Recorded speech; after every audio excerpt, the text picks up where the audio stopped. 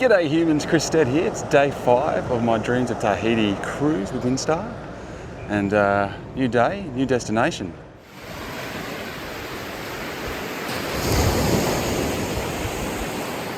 Just come up on deck for the first time, having a looking around.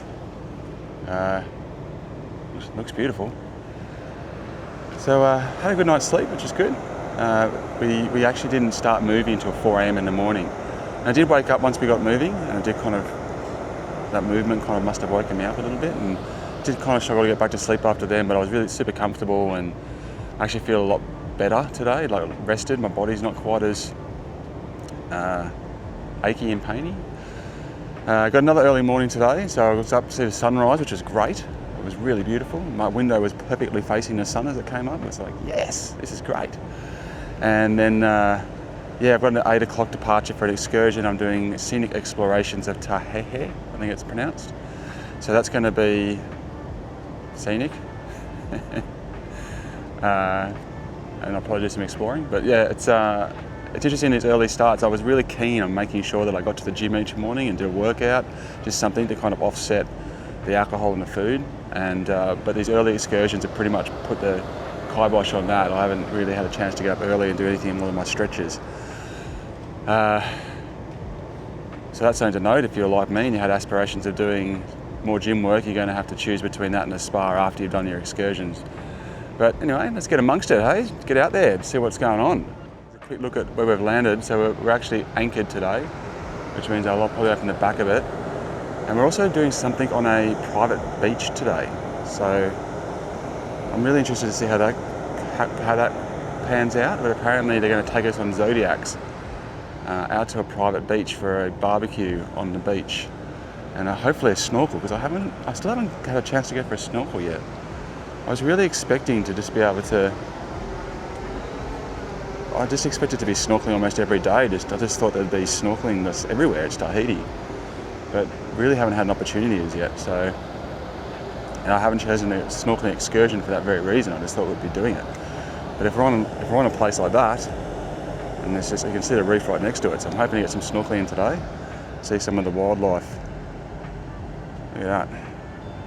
How beautiful. It's bloody beaut, mate. Bloody beaut. All right, trying to get a feed. There's a couple of things I just wanted to quickly mention, just having breakfast just then, and just reminded me I've been wanting to say it. The first is I've been super surprised by how many of the staff know my name. So whenever I walk past some of the staff, it's usually, "Hey Chris, how you going, Chris? How's your day been, Chris? Morning, Chris." And I'm like, at first I thought, maybe I'm just getting a little bit of special treatment here because I'm a journalist, so they probably made the staff aware of who I am. I would if I was this company. But then I've noticed them doing it to other people as well. So I think they actually just really put that effort in to try and give you that first person experience with the crew. So I didn't think it was something I'd really care about, but I've actually really appreciated it. Second of all, now that I've been on here for a few days, I've done a few excursions with people and ended up in a spa with a few people and everything like that. I'm just having lots more conversations with just other guests. Like, we know about each other, and you don't really get that on the big cruises that I've done before. It's very much a small cruise thing, I think. So that's been great. Just kind of a bit more camaraderie, I guess, and it feels like I'm here with someone as opposed to being on my own. And finally, I just went into breakfast just then, and the captain was sitting there having breakfast and just talking with the guests and everything. Just kind of that, very one-on-one interaction with the captain. So people were just able to ask him questions and talk, and he was just chatting away with people. So I thought that was pretty cool too, and worth mentioning. All right, now I'm really late for my excursion. I'm going to get in trouble.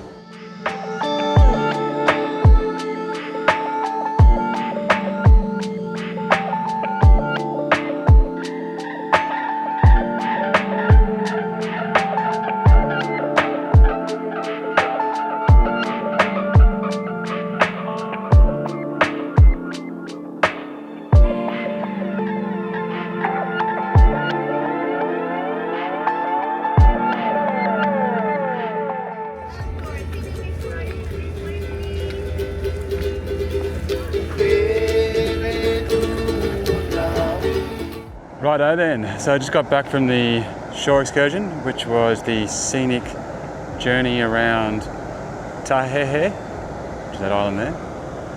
That was pretty good.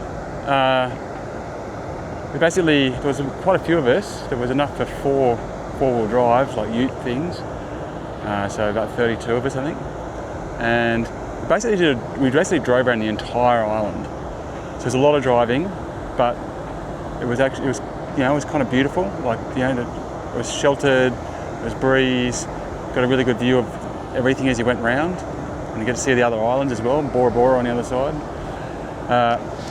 First stop was to a vanilla plantation. So we kind of done it on the first day. It's a little bit of crossover, and it was interesting because other tours from this ship that were doing different things also ended up at the same places. I've noticed it a few times. So just because you're getting a certain thing doesn't necessarily mean that you're not getting what's on another tour. There's crossovers. They kind of merge here and there. But it was really interesting. Like, it was different to the one we went to back on Mahaea. That was kind of more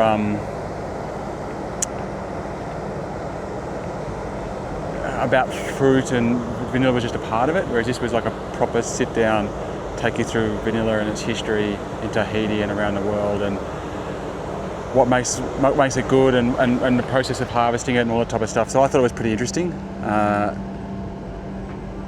and very hands-on. You got to smell it and touch it and stuff like that. That was pretty cool, I thought. Of the plant are fixed on the horse. Do you see the roots on the plant?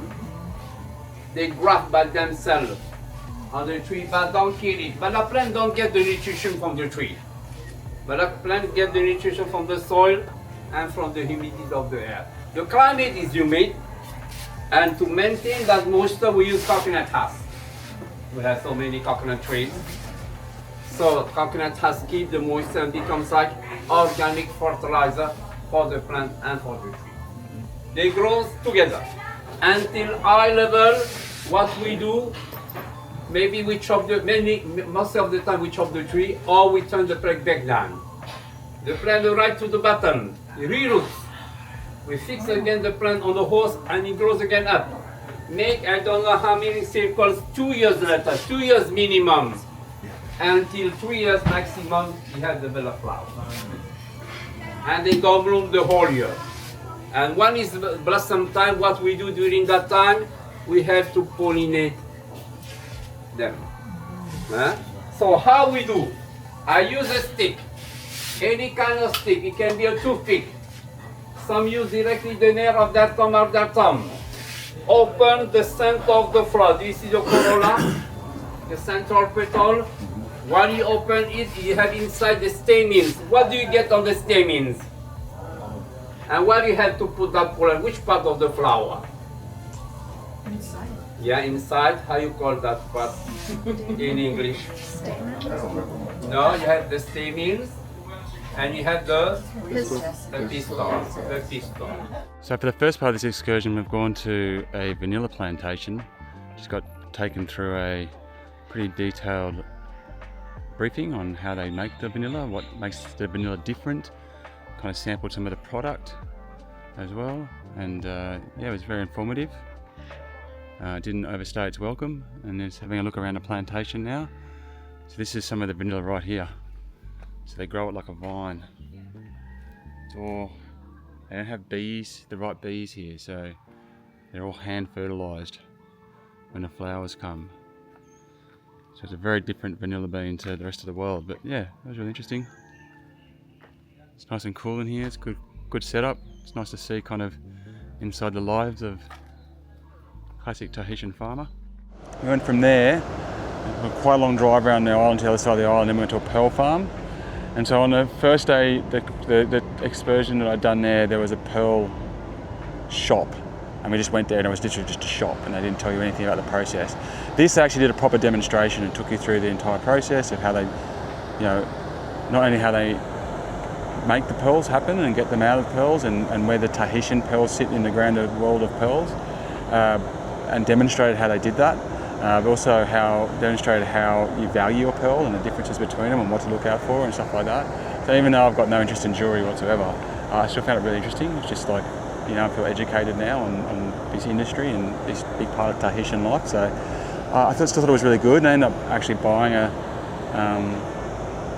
pearl bracelet for my daughter. It's her birthday when I get back. So I think, and it's got a certificate with it and everything, so I think that'd be pretty cool. But far out, some of them get really expensive. Like they had $15,000 pearls there. The one I bought was decidedly less than that. So the particularity of those shells here in Polynesia, they can produce 178 shades of color. That's why we love them. Because there's other countries who produce other color of pearls. For example, China and Australia produce white pearl. Then you have Japan with pink pearls and Philippines with gold color. We can have those colors, but it has to be at the right time of the use, because we have here all the use, the first steps, which is the grafting operation on the 2 or 3 years old shells.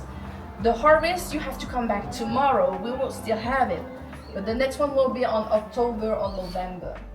Yeah, and then from there we drove up to a scenic lookout. It was kind of up the top of the hill there, and look down this huge inlets here. One of them is 5 kilometres long. So look down this huge inlet, and they gave out some fruit, some local fruit, and then did a little sing-along and a bit of dancing, tried to teach some local dances to us, so a boys version and a girls version, and got everyone to dance with each other. So a little bit naff, but it was kind of fun. Okay, we try ornament. 1, 2, 3. Hey,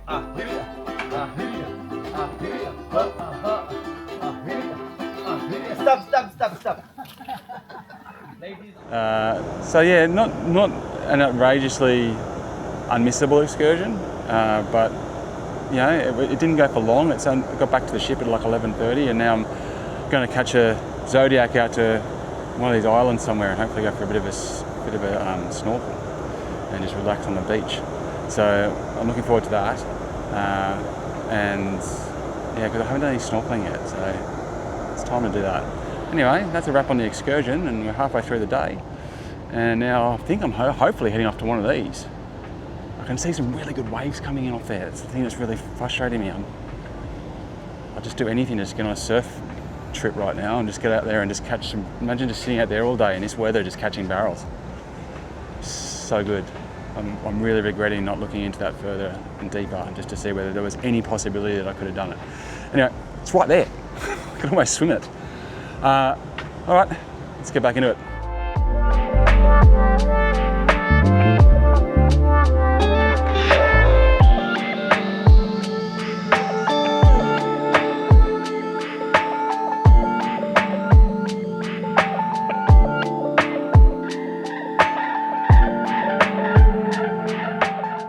The weather was so good, I didn't waste any time. Just got changed as quick as I could and just got over to this private island.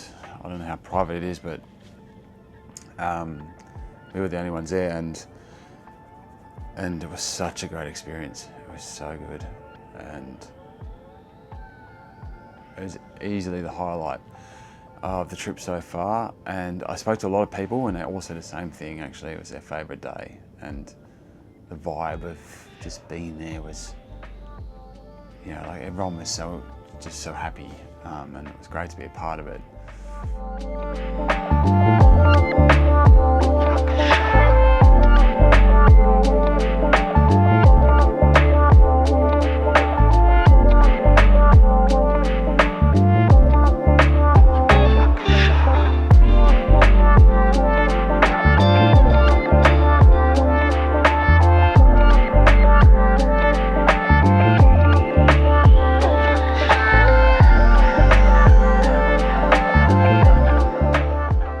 This place is absolutely awesome. What a paradise. We got so lucky with the weather too. Just wish I'd been here from the start, to be honest. Wow. Where did you find those? Oh, over the other side on the bush. I'm just gonna put them on barbecue. No, I'm kidding.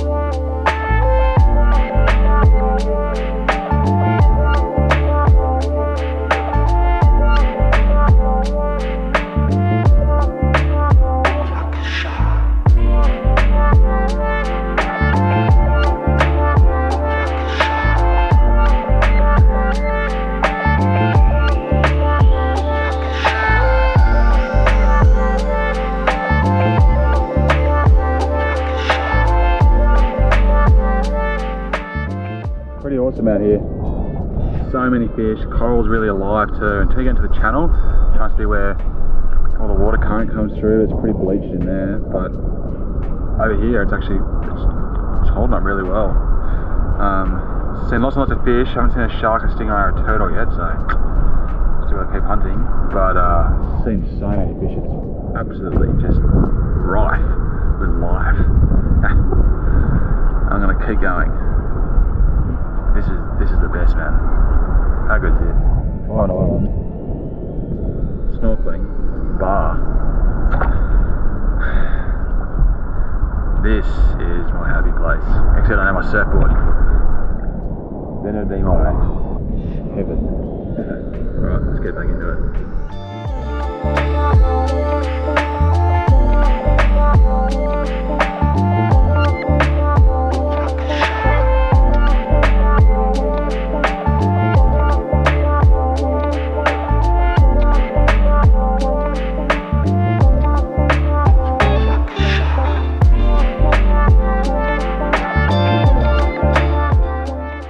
Okay, I've gone to the other part of the island.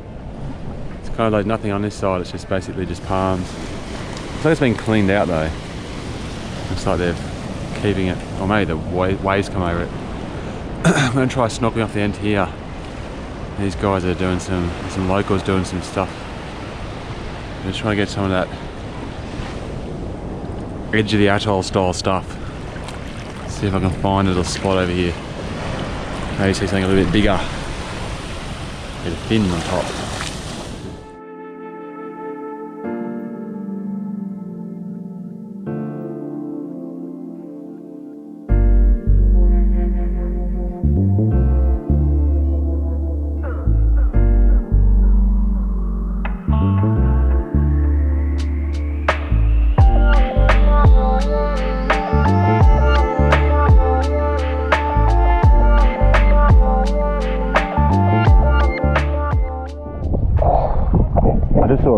Shark.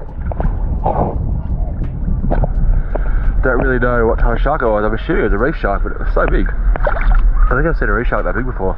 It's at least my size, even bigger.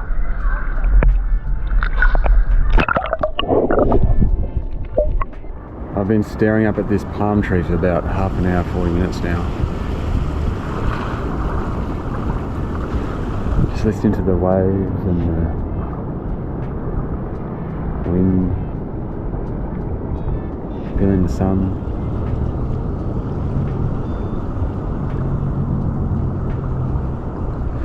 Everyone's gone.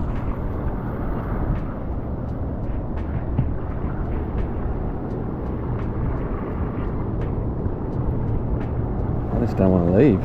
This is by far and away my favourite day so far.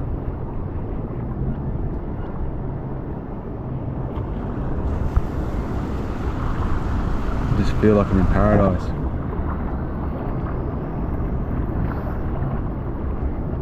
It's empty now, but there's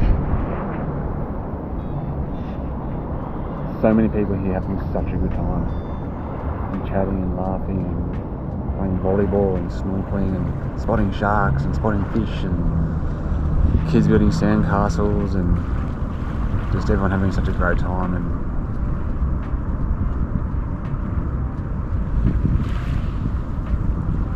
I just feel so far away from the world right now. It's just so good. So day 5 is an absolute winner. And even though I had a really good fun on the excursion today, I just kind of wish I'd come straight here. And I spent 4 hours here and they're about to kick me onto a boat, make me go, kick me back onto the transfer and make me go back. But far out. I'd stay here day after day. It's just so good.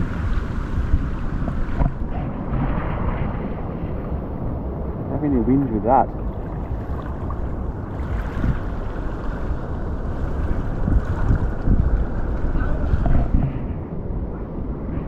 Alright, guess I better go and do the right thing. Bye bye palm tree. I hope you're still here when I come back. I was the last person to leave the island. I was just like, I'm not leaving until they drag me out of here, right? So there was me and there was, I don't know, maybe 7 or 8 other guests from the cruise who had hanged it out till they kicked us off, and we were all on the cruise going, why did everyone leave? Like, we're going back to the boat, just kind of going, why did everyone want to go? Like, this is the best. So we all had the same kind of vibes, and we all expected to get back onto the ship and just find it absolutely heaving with just everyone just, you know, partying on after such a great day. And we got back and it was dead. There was no one around. It's like everyone had just had sunstroke or sea salt on the mind, you know, just that stuff. It does drain you in an interesting way, being in the ocean and in the sun. But anyway, so I was like, okay, well, there's no one around and I'm still feeling great. So got myself a drink and went down to the biggest spa, which is, so the Windstar has, Starbreeze anyway, has this kind of, the pool, which is shallow and quite small, but nice, a really nice temperature, like a refreshing temperature. And it's got a hot spa just kind of above it, a hot tub, which is quite small. You can kind of sandwich in there, but it's not very spacious. But then right down on the very front deck, it's probably level 4 or level 3, but it's the most forward kind of point you can get to, is above sea. Is there's another hot tub, which no one, it's called the whirlpool. It's really quite so out of the way. I think there's probably people on the ship who don't even know it's there. And every time I've looked at it, it's been full. So I've just kind of avoided it. Just kind of been a whole bunch of people in there that having a really great time, and I don't know any of them, so I haven't crossed paths with them yet, so I've just veered away from it. You know, this time I just like, I'm just going to go down there and just get in it, you know. And I walked up with another bloke, an American guy who I had sat in the other spa the night beforehand with, and we'd had a chat. And he was similar age to me, had a couple of kids back home, loved a beer, you know. And there was another American bloke, and we both, all three of us, kind of converged on this hot tub at exactly the same time. There's no one in it. So we jumped in and just had a yarn, and his wife, one of the bloke's wives came along, and we just all sat in there and just had a drink and had a yarn, and it was really, really fun, and watched the sun kind of sunset. And then all of a sudden we realised that we were sitting in this spa, and we looked up, and everybody on the cruise ship was just staring at us. Like there was like all the levels above were just full of people that were all just staring down at us in the tub. And I'm like, what's going on? Like, what are they all looking at? You know, why? You know. Eventually we realised that the ship was sailing directly into the sunset, and we couldn't quite see it from where we were. We could see that the sun was setting from the tonal change in the sky, and then stood up and saw this amazing sunset. I was just like, oh wow, yeah, it's really, really good. And so I hanged out there till it got dark, and then I was like, oh, you know, I'm going to have dinner. And I'd previously had a chat to the other journalist who's on the cruise with me, and said, oh, well, you know, we might have dinner together tonight. And I got to have a nice dinner with her, and then we went up and watched, there was it's a local band. It's kind of cool actually, what Windstar's done this really great stuff where it's brought in local acts to do some stuff. So last night was they brought in these Polynesian singers and dancers, but also their kids. And they had some food as well, and I didn't get to film any of it, unfortunately, because I was in the hot tub. But I could see it from the hot tub, and I was watching it, and that was really cool. And tonight they had a band that was playing in the lounge that was also very clearly a local band, and they were doing an ABBA night. Now I freaking hate ABBA. I can't stand ABBA, but I know people really love ABBA, so I was happy to go and see it because I knew there'd be people having a really good time. And so we went up there after dinner and sat down and just watched some of the. not even just ladies, there's like couples, just having an ABBA time, you know, and it was just fun and entertaining, and it was just kind of cool, you know. It was really good, but, you know, so that was kind of like a protruded end to a really long day, at the heart of which was this island experience, which was just so good. And I had such a great time. And now we're sailing out to the middle of nowhere, because where we were in Tahaa, and then there's Bora Bora, and it's like, they said it was 94 nautical miles between the two, so it's like, you know, you could probably fire a bloody dart over there, but we're full of affluent. Is that the right word? Sewage. The shitter is full. So they're taking us out to wherever the safest possible distance is out to sea to dump all the dark water out of this place, which they need to do, because I could actually been able to smell it here and there. Just in a few places, just a bit of a whiff of it. And I'm like, really? Is that what happens? Like, they actually fill up? Anyway, so they're sailing out to sea, so we're rocking again. So even though we didn't have to go very far, the ship is a rocking. It's making a few sounds. And we're heading from here, way out here, to dump stuff in the ocean, I'm assuming, and then going way back to just where we were, but a little bit further. So I'm assuming that they do a good job with the recycling of the dark water, which I know a lot of other cruise ships do. They filter it down to a point where it's almost drinkable. In fact, I think it is. I think they technically get it to a point where it is drinkable, not that they would serve it to you and not that you would drink it. But yeah, so that's what we're doing at the moment. And it's getting very late, it's almost midnight again. So I'm going to, on this little entry, and day 6 is going to happen very soon. Jeez, it's going fast. Is it going fast? I feel like it's going fast. It's going really fast. All right. I'm Chris Dead. Thank you very much for watching. Till next time. Yee-hoo!